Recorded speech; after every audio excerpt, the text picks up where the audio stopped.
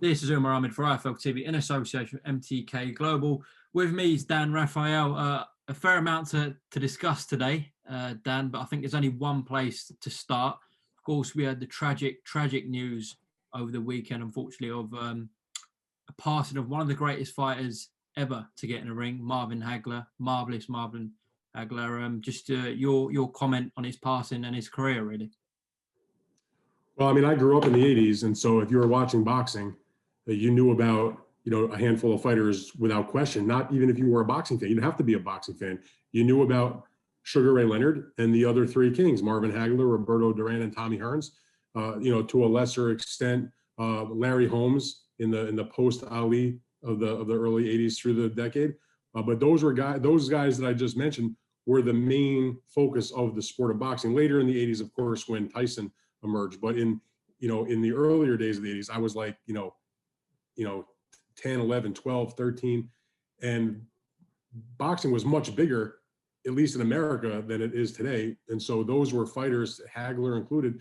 You would see them on newspapers, front sports section, front page of the sports section, on the front page, on the cover of Sports Illustrated, on the local news, on various magazine covers. They appeared on different interview shows or variety shows and whatnot, on a regular basis. And Hagler was pretty famous. He was on HBO on a regular basis after they started doing boxing in a more serious manner in the later part of the 70s.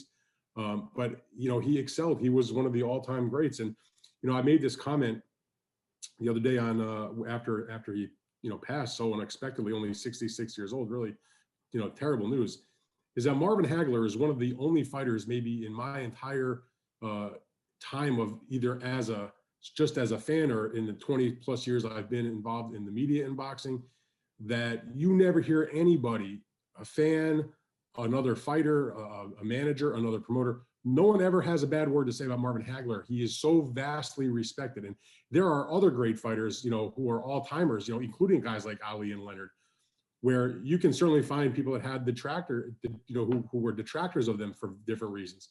Not Marvin Hagler, probably the single most respected fighter of that era that you could ever possibly imagine. Fought everybody, came up the hard way, never ducked a tough fight, made exciting fights, was a great puncher, wore his heart on his sleeve, said what he thought, was just, the epitome of what a true professional prize fighter should be. And, I was obviously too young to have covered his career. He was retired when I was still in high school. But later on, he would still come around fights occasionally, not all the time, but once in a while. But he was a big Bernard Hopkins fan. And in 2007, when Bernard Hopkins was at the time the lineal light heavyweight champion, but had certainly been the undisputed middleweight champion, had broken the record for most title defenses in that weight class, passing Hagler. Marvin Hagler was a big Bernard Hopkins fan, and Bernard Hopkins considered Hagler his idol. Hopkins respected him so much because he saw so much of himself in Hopkins. They had both come up, the hard road to glory, as they say. And so when Winky Wright and Bernard were doing that match in Mandalay Bay in Vegas in 2007, and I was out there with my former ESPN colleague, Brian Kenny, the two of us were doing, I was writing about the fight for the website, but I was also doing the TV coverage for Sports Center, me and Brian Kenny, and Marvin Hagler was hired to be like our guest analyst. So I got to spend basically almost, like 4 or 5 days in Las Vegas hanging out with Marvin Hagler and doing some TV appearances with him, but having some downtime where we just sat around and, got to know each other a bit and just talk boxing. And as I said the other day after his passing, it was one of the most enjoyable experiences of my entire career. He was a wonderful guy and truly a great fighter. Well, we saw the reaction from everyone on social media within the sport and outside of the sport as well, because as you said, he transcended it, especially in the States, and you could see how affected everyone was. So I think what you're saying about him is absolutely bang on, and our thoughts are with his family and loved ones at this present time.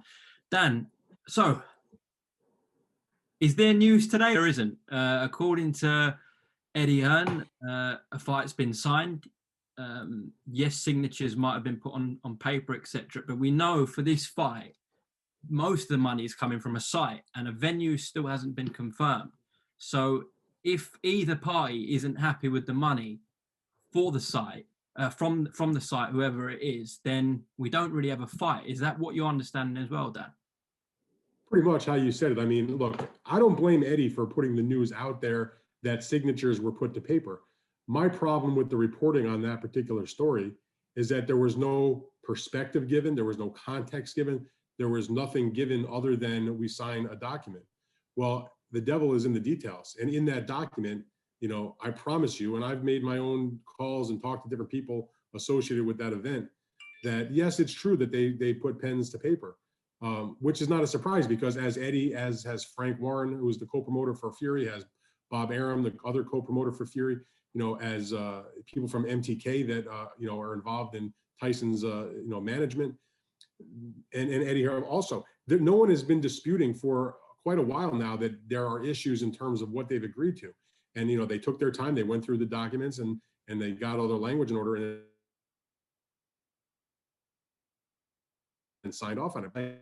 But within the context of that document are timing issues, like when does this have to be taken place by? What are the parameters of a venue, of a site, of the money? It's sort of like, I use the analogy, it's like you're a baseball card collector and the set that you're collecting has 100 cards in the set. You've got 99 in your possession. You think you have a deal to get that 100th card. And so at that point, you're like, oh, I got the full set. But you really don't have the full set till that 100th card's in your possession. You can slide it into the holder and look at it all and have it all nice and pretty. It's kind of like if 70% of the money in the fight is coming from the site, and everything else is in order, that's great. But till you get the big piece of the puzzle, till you land the big jet, what does it mean? So, it's good news. Obviously, it's better than it not being signed. It's better than them having some kind of massive issue in the fight falling apart.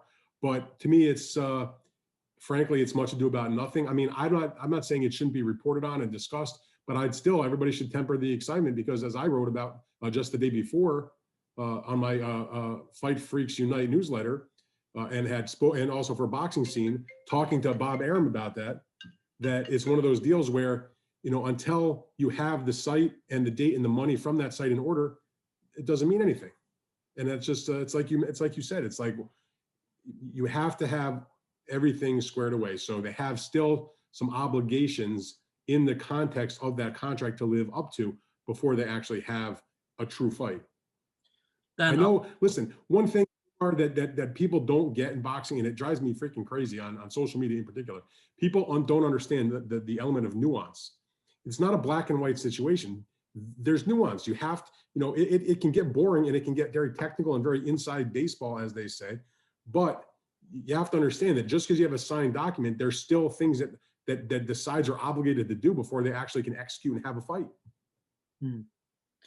Dan, I've spoke to Gareth A. Davis tonight and Mark Kriegel, who both told me that they have 28 days, when I say they, Team Fury and Team Joshua, to agree on a date and a venue. Is that your understanding as well? That sounds about right. I hadn't heard the exact figure of 28 days, but I know that they have roughly a month. So that's a month. And if you do the math, and as Bob Arum has said, and Eddie Hearn has said, and I think Frank also, everybody has said that the idea is that it would happen no earlier than the end of June, early July. If you count the days, that gives them a limited amount of time.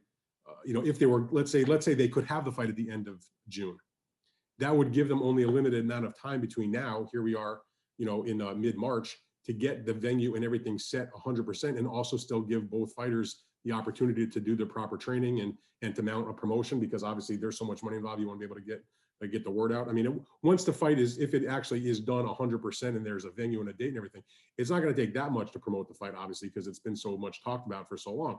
But they still have things to do and obligations to deal with, probably with their site, certainly press conferences or Zoom conferences or whatever they're going to do.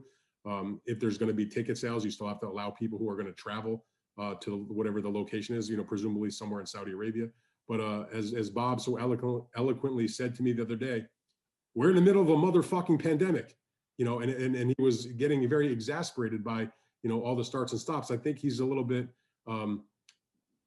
he has like this love-hate thing with Eddie. Like, I think he respects him and he likes him. He certainly knows Eddie's father, Barry, for, many decades. But he feels like sometimes maybe Eddie gets a little bit in front of himself. And, Bob has done that too. So it's not like, Bob is perfect also. But in this particular deal, Bob's done a relatively good job of sort of, keeping things to himself. And, and Eddie goes out and says stuff and Bob just sort of shakes his head. So, there's that aspect of it also. But yes, they have, not that long to get things situated for the date. Otherwise, whatever they sign is going to just go away. So for fans watching this, if everything isn't agreed within a month, let's say from now, does Yeah, that fight collapse for this summer? that's a good question. I don't know the answer to that, but I think there's been so much effort on both sides and so much desire on both sides, not to mention desire from the public. It's still the biggest fight financially for both boxers, for both promoters, that, something dramatic would have to happen, I think, for them to completely ruin the fight. Hopefully it won't come to that. Hopefully 28 days will be enough time to situate it. I mean, the pandemic is still, is on nobody's schedule. The pandemic doesn't give a shit if there's 28 days for there to be a site for a boxing match. That's what people have to understand. So I know it's frustrating. The good thing is that the sides both want the fight. They've agreed on, all the terms. They've agreed to give each other the 28 days to locate a venue and the proper money associated with that venue. So those are all good things. This is like a weird deal. Usually when you're having issues, 100% getting a fight announced, there's some kind of issue with either between the two promoters or with a broadcaster, or maybe one of the fighters is unhappy. In this particular case, it's like everybody against the pandemic. And so at least they're united in one sense, that the Tyson Fury camp and the Anthony Joshua camp, are all working towards the same goal: maximize the money and get the fight on, sometime in the early part of the summer. And hopefully they'll be able to work that out. I mean, I know I want to see the fight. 100%. I think that's what a lot of fans perhaps weren't getting on social media, because I put out something saying it's something along the lines, it's great there's been a signature from all parties, but nothing essentially has moved on. No, and that was the problem with the story. Listen, and I'm not going to say anything bad about Mark Kriegel. Mark Kriegel is my personal friend. I have known Mark Kriegel for about 20 years, 21 years. He's a brilliant writer. He's a tremendous reporter. He's good on television. I love him. He's like a brother. I have to be honest. There was a little bit lack of reporting in that story. It's one thing to talk to Eddie and to get him to say all the things that Eddie said, which is fine. But I felt like it was missing a lot of the context that was necessary to make people understand that, yeah, it's wonderful that they've signed papers, but that doesn't mean that there's a fight, because there's caveats within those papers that have to be delivered, or else there won't be a fight. Yeah, I think people in boxing get that, but perhaps the wider audience, the more casual fans, who are gripped to this fight as well, but don't perhaps follow the sport every day, were a bit unsure today, because they've seen it's been agreed and they think that's that. They both have to enter a ring this summer. You know what? Because that is easy to put on Twitter in like one sentence. God forbid that somebody actually has to read a little bit more than 280 characters to understand what's actually happening. I mean, unfortunately that's the world that we live in. That's not the world that I grew up in. Not to make myself sound old, I've certainly come around and adjusted to the life in the social media world. But it's important for people in complicated issues, beyond just boxing. I mean, we don't have to just be talking about a boxing match. We talk about anything, whether it's politics or science or the pandemic or religion or what have you. But nuance is lost on, unfortunately, most of the people on social media, it seems to me, and it does drive me a little bit nuts. Hopefully people will understand that, yes, they may have a signed contract for the fight. That's a good thing, but there are things that need to take place as spelled out in that contract before they can actually say the fight's on, such and such a day in such and such a location. Definitely. However, that being said, even though it might be a minor step forward, it is a step forward. So things are looking more positive for this fight. But as you said, the site fee is the most important thing, which they've got a bit of time to sort out now. Dan, let's talk about the weekend. Unbelievable fight between Chocolatito and Estrada. Unfortunately, once again, in boxing, overshadowed by one of the cards this time. What did you make of the 117, 111 card? Horrible. I mean, there's just no, and I went back and I rewatched the fight also. To me, there's just no conceivable way that you can give Estrada 7 rounds. Now, Estrada is a tremendous fighter. He's pound for pound caliber guy. He's had a tremendous career. He's won world titles in multiple weight classes. He's been a fairly dominating fighter. His losses that he's taken have been avenged now, including the Chocolatito, if you count that as a win. And he's a borderline Hall of Famer. Maybe he is in fact a Hall of Famer, because maybe some will give him credit for that victory over Roman the other night. But I'm sorry, you cannot find 7 rounds to give him. I am hard pressed to find 6 rounds to give him. I know people say, well, 115, 113, that's 7-5. It's a close fight. Yeah, but it's still, I thought the rounds, I know it was a totally action-packed fight. Putting the decision aside, it's so far. I know we're early in the year. It's the fight of the year, obviously. And it was so good that I won't be at all surprised if A, it stands up as the fight of the year, or B, at worst, it's in the top, 3 or 4 that we discussed come the end of December. But even in the case of the 7-5 fight, when you watch it back, I felt like the rounds, almost every single one of them, was pretty clear cut. There was not really a lot of swing rounds where sometimes you see a close fight and you're like, boy, I don't know who to score that round for. It could go either way. And you maybe make a little extra mark on your score sheet, swing round, close round. I'm just in this fight, out him dramatically throughout the fight, threw him, outlanded him. And if you take a look at the actual scorecards, now I thought it was 8-4 in favor of Roman Gonzalez. That's 116 to 112. There was no knockdowns, there was no point deduction, so there's no weird rounds in that sense where they come up with a funny score in a round. If you take a look at the official cards, I can't remember which ones were giving it, but there was some, at least one, maybe 2 of the judges, they were giving Estrada, for example, the 12th round. That's incomprehensible to me. To me, and I saw other people, agreeing with me, that was maybe Roman Gonzalez's best round of the entire fight. An utterly dominant 3 minutes of that fight. Completely beat up on Estrada in the 12th round. Outlanded him probably 2-1 in that round. And so to give the round to Estrada, that makes no sense. And it's similar in the 11th round also.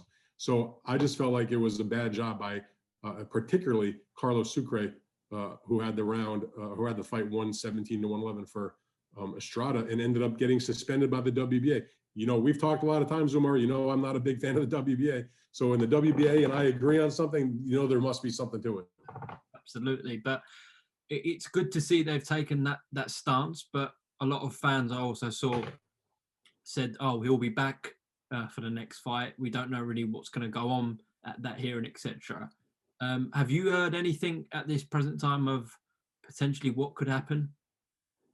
You mean in terms of with the judge? Yeah, whether he could get banned from the sport, etc. Have you heard anything? Well, one thing I think people should understand is a sanctioning body suspension. While I'm pleased that the WBA took this action, all that really does is prevent him from judging a WBA sanctioned fight. True. If he's under the Florida State Athletic Commission's jurisdiction and they're having a club show or a bigger show, let's say, they're doing like Eddie Hearn is going to have the Demetrius Andrade fight against Liam Williams is going to take place in Florida in April. And he's on the list of the Florida Commission, and they decide to assign him to the fight. That could certainly happen because the sanctioning body only controls, what it controls. It does not control, at least not in the United States anyway, has nothing to do with the appointment of the referees or the judges for any particular bout. Now, some state commissions will, as a courtesy, they'll take a list of judges or officials from the sanctioning body if they're the ones doing the world title fight in the main event, and they'll check over their list and then perhaps include one of those people if it's somebody that they've used or that they approve of, just as a courtesy. But there's no obligation for any state to use any particular judge that a sanctioning body wants them to use or to not use them because he's suspended. Now, a commission may take it into account and say, well, this guy, the WBA suspends him, let's take a look at what happened. And perhaps they'll just hold off on assigning that judge to a particular fight. But it doesn't have really any impact on his official ability to be appointed by a state commission, as long as he's licensed in that state to go do a fight. But the WBA made a statement. I was thinking back, I've done this a long time. And as I tweeted yesterday, the only time I can really think of where judges were suspended and held to account for terrible scorecards, you have to go all the way back. I want to say it was like 2000 and I forget the year, 2007 or 8 or whatever it was, when Erislandy Lara and Paul Williams had their fight in Atlantic City. And it was an outrageous decision in favor of Paul Williams. And all 3 judges got suspended, including the judge that scored the fight a draw. That's how bad those cards were. And that was, at the time, I felt like that was an unprecedented thing. I couldn't remember ever in my entire life going all the way back to when I was a kid, thinking of, hearing about a judge that was suspended for a bad card. Much like in our American baseball, the umpire is the final arbiter, and there's plenty of times where, you know, a call was missed or balls and strikes were missed, and that's just the way it is. Now there's replay, you know, for some of those bad calls, but balls and strikes, you can't argue it. The umpire says what he calls it, and that's what it is. End of story. And in judging a boxing match, unfortunately, it's the same thing. You know, you can't go back and relitigate it. But in the case of one that's so egregious, you know, I'm glad the sanctioning body's going to look into it. What's going to come of it? Who knows? I don't want people to think that just because the WBA suspended this guy and you know, they don't find like he took a bribe or there's some crazy thing on it. It's not like they're going to change the result and, you know, Chocolatito is going to get the victory and get his belt back. That's not going to happen. But at least they're making a statement, and we'll see what they come up with. Yeah, we will follow that situation. Okay, Dan, Rafael, appreciate your time as always on IFL TV, and we will have another catch up when there's some big news soon. Okay. You got it, my man. Appreciate it. Thanks. Cheers, Dan. Take care.